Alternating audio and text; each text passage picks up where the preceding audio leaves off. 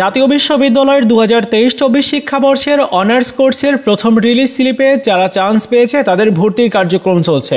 তোমরা যারা প্রথম রিলিজ স্লিপে চান্স পাওনি বা চান্স পেয়েছো ভর্তি হতে চাইছো না, তোমাদের দ্বিতীয় রিলিজ স্লিপের আবেদনটি কবে শুরু হবে আজকের এই ভিডিওতে এই সংক্রান্ত গুরুত্বপূর্ণ তথ্য শেয়ার করব। তাই সম্পূর্ণ ভিডিওটি দেখা প্রত্যেকের জন্য গুরুত্বপূর্ণ। চলো শুরু করা যাক।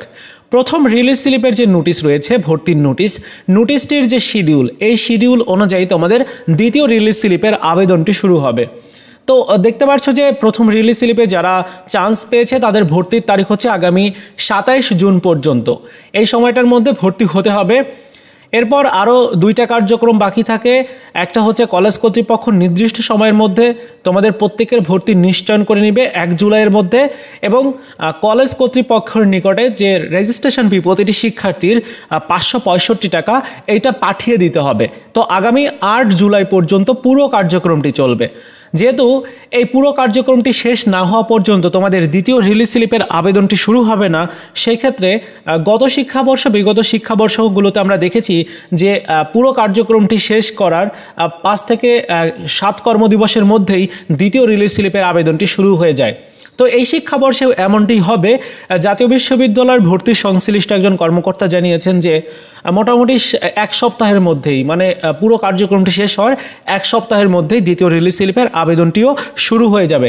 কারণ খুব তাড়াতাড়ি এই অনার্স ভর্তির পুরো প্রক্রিয়াটি শেষ করে দিবে। আরও জাতীয় বিশ্ববিদ্যালয়ের অন্যান্য ভর্তি প্রক্রিয়া রয়েছে, সেই প্রক্রিয়াগুলো কমপ্লিট করতে হবে। কেননা 2024 সালের এইচএসসি পরীক্ষা আগামী 30 জুন থেকে শুরু হবে। সো এইচএসসি পরীক্ষা শেষ করার পরে আবারও অনার্স ভর্তির কার্যক্রমটা শুরু করতে হবে। সো সব মিলিয়ে খুব তাড়াতাড়ি শেষ করে দেওয়া হবে।